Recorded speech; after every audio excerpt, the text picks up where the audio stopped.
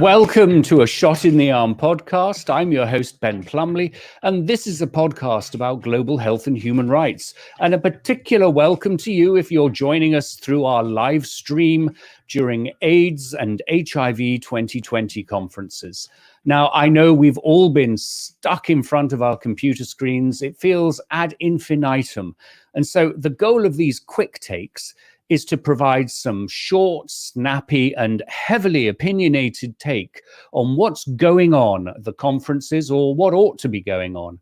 And I can't think of a better person to share such short, snappy, opinionated views than none other than European and British national treasure, Gus Cairns.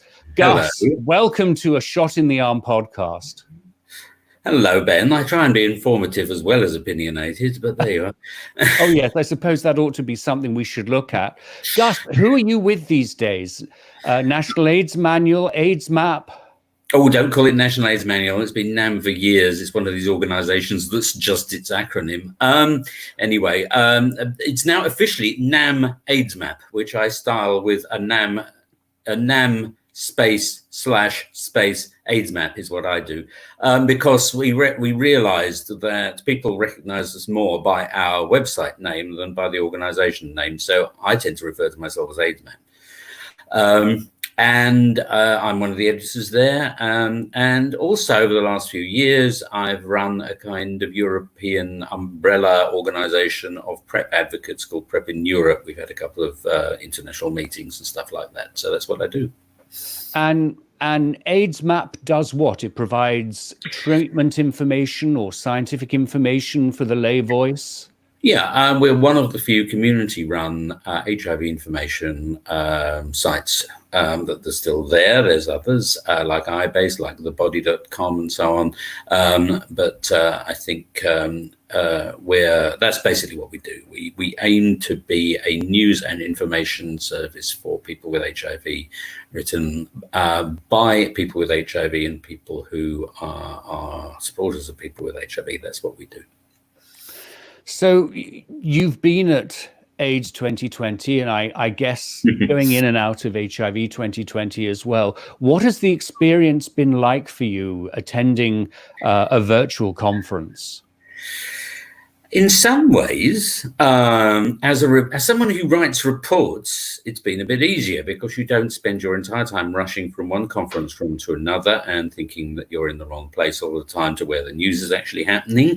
If you miss something, you can catch up with it, etc., etc., etc. But on the other hand, I really miss the social side. And I don't mean just being in bars and boozing, although that's also fun.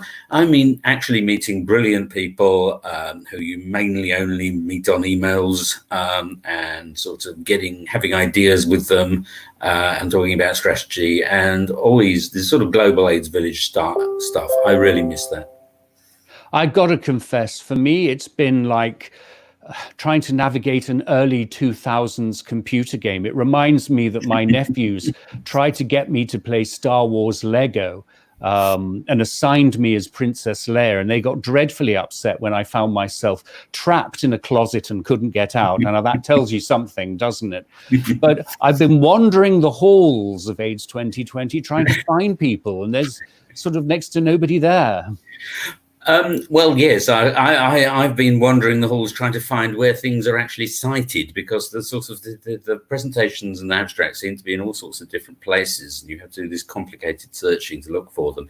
I also dropped in on the exhibition at one point, but found it rather sad. It was like signs of a bunch of commercial sites showing very nice videos, but that's not what the exhibition is about. The exhibition is all about meeting people at these conferences. It's all about sitting in one of the drug company stands, drinking their free coffee and sort of bitching about no, I won't say it. Yes, I will. Bitching about the company whose coffee you're drinking. Or alternatively, talking very seriously about whether they're going to fund your magnificent projects and being very interested in their studies. Let's not be too cynical. So, I mean, I think it's I really miss that side of things. And I haven't even started looking at the posters, because one of the things I love doing at conferences is that I can't just read a bunch of posters on a computer. I have to go around physically and gaze at them and talk to the people who are standing there presenting them and take snaps of them on my camera. It's like, that's the way I do it. Yeah, and I had a wander around the poster hall, and it was a very strange experience. It's not a hall; it's just a list of presentations. But IAS, they're doing their best. They're doing their best. So, from what you've seen so far, what's been most interesting and most important for you?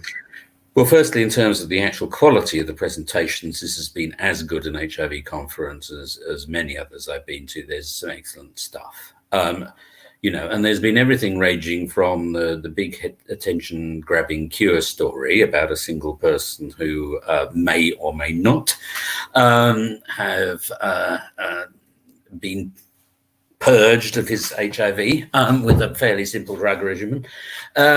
So there's always one big sort of story like that. Two, I think, stories that in their own way may be either just as important or more important. There's been a huge amount about PrEP, and very specifically about PrEP where it needs to go in Africa, among women, among young women, and some very positive stories there. There's not been a lot on things like vaccines, but I think that's because we're waiting for the next big study. There is an interesting vaccine that's being developed by the people who have also been very in the news for developing a COVID vaccine, Moderna. I've yet to write that one up, so I don't understand the ins and outs of it yet. There's been more attention to groups who've been neglected. One is children. Only 53% of the positive children in the world have access to treatment, compared with 2/3 of the adults, and that's just not right. And that's partially because we don't know where those children are. A lot of them aren't diagnosed, surprisingly. So there's been quite a bit about that. And of course, there's been a tremendous amount about COVID, inevitably. And my biggest fear in terms of the community of people with HIV and COVID is the impact it will have on treatment, not just in terms of sort of treatment being less available at clinics, but also some of the studies have had to pause. Even this cure story, they couldn't do the test they wanted to do because it's an Italian-Brazilian collaboration, so you couldn't imagine sort of two countries more affected by COVID. But more on just things like kind of what it's doing to the social security of people with HIV, their jobs, their jobs, their poverty levels. I mean, on that side, I mean, two things have been worrying me. There was obviously that WHO projection that we would lose an additional 500,000 lives of people with HIV because presumably they weren't accessing their medicines or they weren't accessing various services, and that's concerning. I think the other big concern is that the people who are deeply affected in the industrialized world. There's this crossover between COVID and HIV, and particularly in the African American community. And there was just give a shout out to Greg Millett, just the extraordinary presentation that he gave at the start of the conference, drawing attention to that, and that sort of highlighting that even in the richest country in the world, supposedly with the best public health system in the world, and that this could be such a double whammy. I thought that was very, very impactful. Well, I mean, it's been the case in the UK as well, and we have a centralised, through the point of demand, healthcare system. So it's certainly not about healthcare provision inequality. It's about socio-economic inequality. We've seen a much higher rate of COVID cases and COVID mortality in Black and minority ethnic people in the UK. That doesn't just mean Black people; it means people of Asian origin too, and that's, I think, it's not because there's anything constitutionally different about them. It's that they tend to work in jobs with the public. They're much more likely to be healthcare workers. If not, they're likely to be things like bus drivers and supermarket workers. They tend to live in multi-occupancy houses. They tend to be poorer. There tend to be less places where they can sort of shelter indoors, so they go out more. Lots of different factors like that. And I live almost virtually next to one of the biggest remaining hotspots in London, which is where there is a sort of old Caribbean community and a much more recent Somali community, both living in a relatively deprived area. And although, you know, we frankly are lucky in the sense that our government did all the wrong things about COVID to start off with, but belatedly caught up in doing the right things. And we're much more in a position of just sort of being the last European country out. We haven't seen the situation that's been developing in the States. But I'm very glad that you mentioned the characteristics of poverty and multi-living housing, multi-housed people. Because, you know, I think one of the things that's really been under the radar these last few years, particularly in sort of more privileged white communities, has been this sense that, you know, it's sort of easier now to say the things that we wouldn't otherwise say about people of other colors. And when COVID first started appearing and it became clear that COVID was affecting minorities, African Americans, people of color, and I listened to you know, The Bunker and Romaniacs from the UK to keep me in touch with what's going on there. But it's, what is it? It's BAME, B-A-M-E is how we describe it. I hate that acronym being used as a word. But what is it? What does it Black stand and for? minority ethnic. Yeah. And how, oh, is there something about them? Well, no, as you listed out, this is about poverty. This is about being frontline workers. This is about having to live together in close accommodation and doing the jobs that, you know, frankly, the entitled ones don't want to do. So I was very glad to see you bring that out. What have you seen in terms of treatment data coming out of AIDS 2020? Yes, I mean, I think one of the things we've seen, I mean, probably the biggest thing is the injectables, but that's much more about PrEP. We had the data on injectable treatments last year, and we're basically waiting for them to be licensed. They've already been licensed in Canada, who got there first. But I think in terms of treatments, not a huge amount that's revolutionary on the horizon. I think what we're seeing much more, interestingly, in terms of what you were talking about, is a number of studies where they're proving that what were regarded as second-line expensive therapies are working brilliantly in places like Africa. So basically, people should be given the chance to go on those drugs. So whether that will actually happen, because it's all about money, depends on the policy of the drug companies and the governments. So, I mean, there have been, you know, there are new drugs. I think the islatravir plus doravirine combination worked very well. But really the point about islatravir, which is Merck's remarkable drug, which you might only need to take once a month as a pill, is that it's a candidate for very, very long-term injectable or implantable treatment. So that's why that's an interesting drug. Whereas doravirine is a sort of rather old-fashioned NNRTI that, you know, by itself probably wouldn't be any more exciting than rilpivirine already is. And so sort of going across the border virtually, I suppose, over to HIV 2020, the session that got me the most was the HIV Justice Network's webinar, where the very lovely Edwin Bernard sort of walked us through an extraordinary a process of work that they've done, and really drew attention to the human rights challenges for key populations that have been made worse by COVID-19. Did you get to see that? Yes, I did. Firstly, it was really a professional, really good example of how you should do a webinar. And secondly, I liked it for two reasons. Firstly, it wasn't all doom and gloom. They highlighted successes as well. The success of the Mexican activists, for instance, in rapidly getting a law that criminalized HIV positive people off the books, and also in Malawi as well. They did the same thing in Malawi. And Malawi is really interesting because they went through the process of how the model law in Africa, which initially was was supported by a lot of women with HIV because it was seen as being a law that would protect them.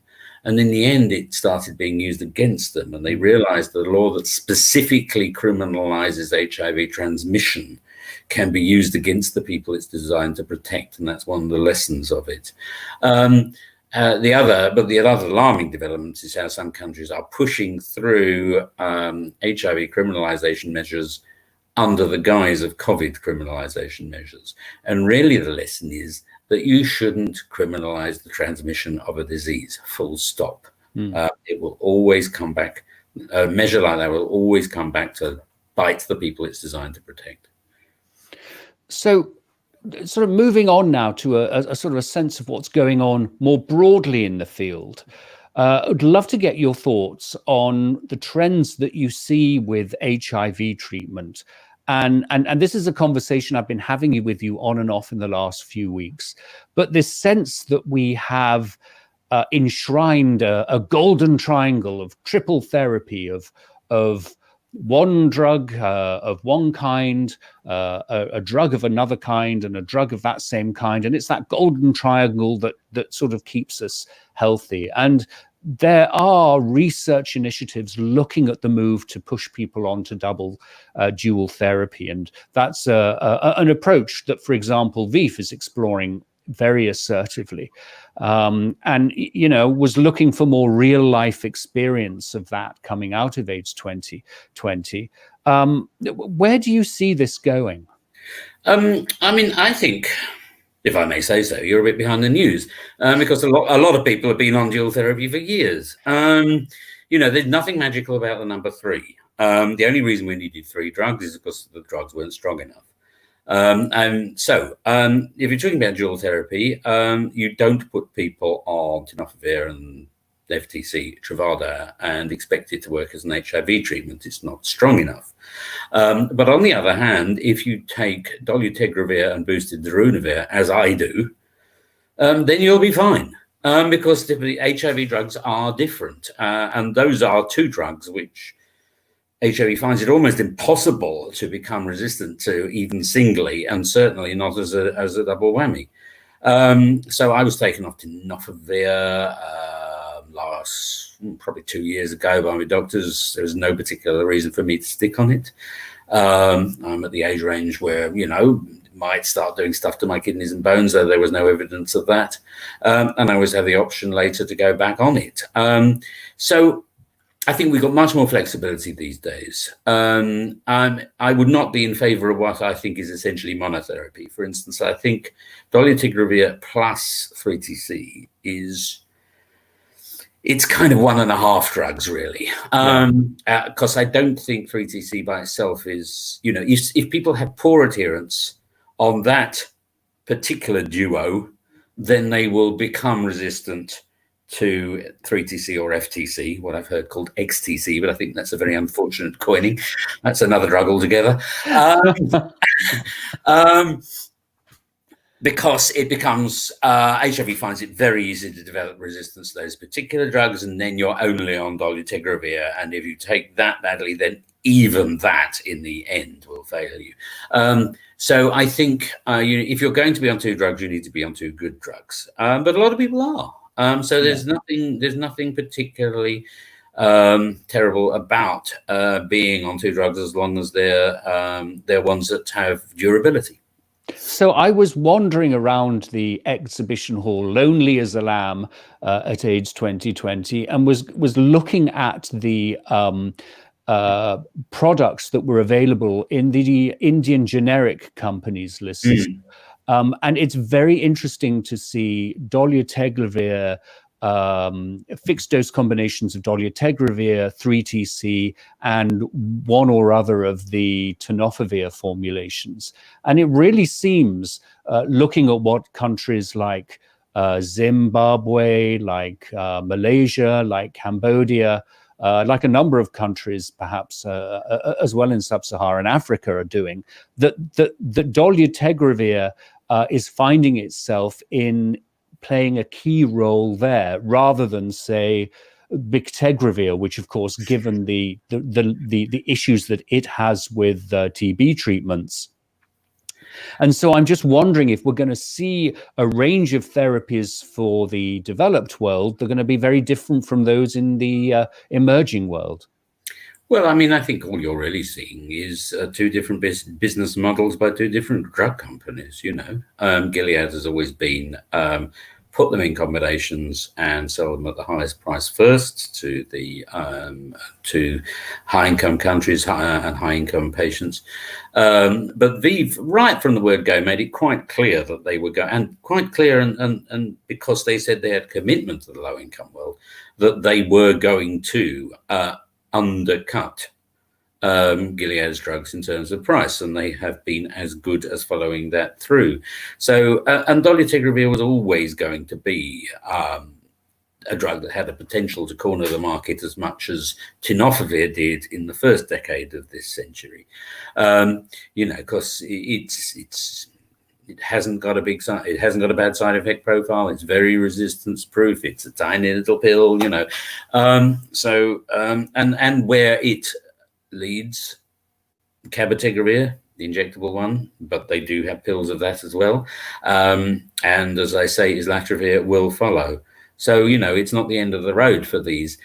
The exciting thing, I think, about the fact that they're being made generically, now let me go into the cautious thing. The cautious thing would be if one particular generic combination became the thing you used. And as we've just been talking, you need flexibility. So you need to be able to put generic tenofovir back into your mixture of your dolutegravir and whatever, FTC or whatever it is not working properly.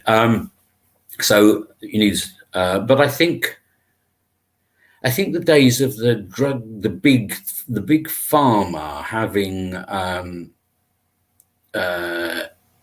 having the power to dictate what regimens people with HIV take are over, because the generic drugs are now of good quality. They didn't used to be. If you want to take generics, you had to take efavirenz. Well, that was widely disliked because of its psychological side effects. Now there are drugs available as generics or at generic prices that are good. And what's even more exciting is that those drugs are now becoming cheap enough to be used as PrEP as well. Yeah, exactly, which is where I wanted to go to next, PrEP. And at its most fundamental, to inject or to take a pill, what do you think? Well, it's a choice, and people should have that choice. And PrEP has always been compared with contraception. And I still think it's a very striking parallel, because there are injectable and oral versions of contraception for women as well. And in different parts of the world, injectable or implanted forms are more popular, or oral forms are more popular, depending on really, I think the culture, the affordability, and the degree to which people want to chop and change what they're on. So I hope both will be used, and I hope both will be offered. I would see just one, because they both have advantages and disadvantages. The oral PrEP clearly has the disadvantage of adherence. If you're on injectable PrEP, you don't forget to take it. And that's the reason in the study that's just come out that the injectable PrEP was superior.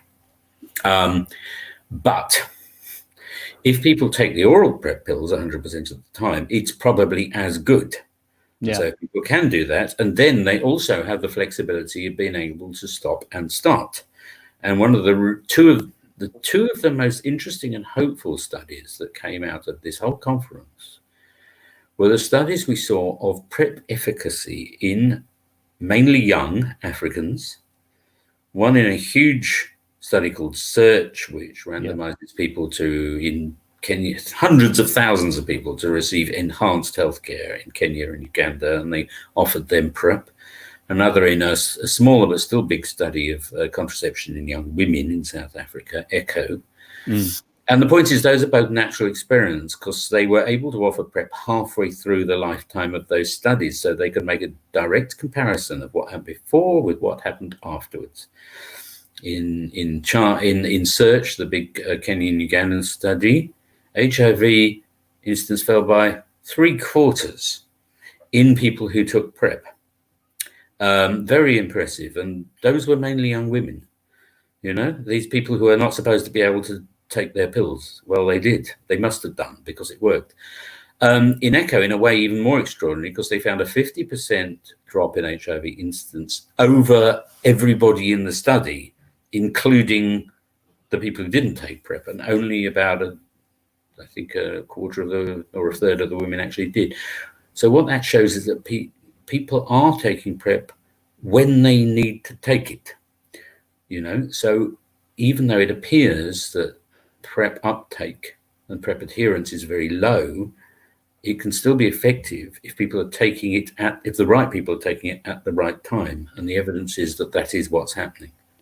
And then we will see, I mean, we didn't see much data about this at the conference itself, but, you know, further technological options like the dapivirine microbicide, the ring, that these are going to be things that are going to provide tools to girls and women.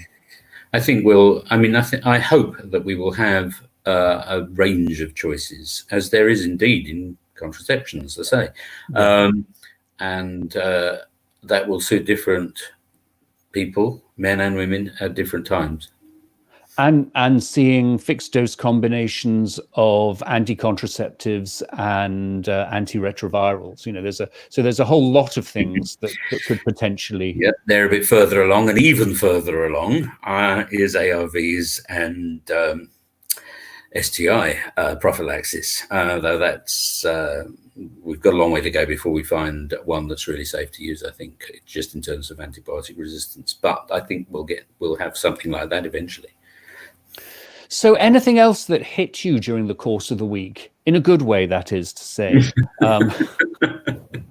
you know, any other you think it would be good for us to know about? Just more attention finally being paid to the key affected populations who don't, you know, who get a lot of lip service but don't get a lot of research. There, for instance, there's a really, and I've yet to write this one up, a really good study of PrEP in transgender women in Vietnam. There is there are a couple of really good studies in injecting drug users, actually looking at them as a population and like kind of what harm reduction has actually done for them in countries varying from Ukraine to Tanzania to the Netherlands, you know.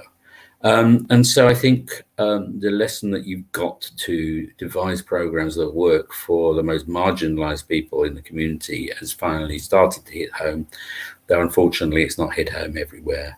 And there are still areas of the world where HIV treatment and prevention is miles behind. I think that was borne out in the criminalization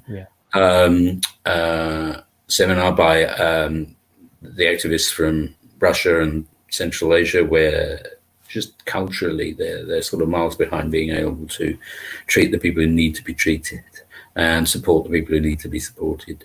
And also, I think the big unknown is the Middle East, which is really interesting because interestingly, it looks like the Middle East might be the next hotspot for COVID, with high rates in the Gulf states. Yes. So maybe 35 years, 40 years into the epidemic, they may be the next area that needs to improve its response to HIV and AIDS. And of course, we've already seen Iran having very high rates of COVID, and I think that was always a country that was a bit of an exception in that area.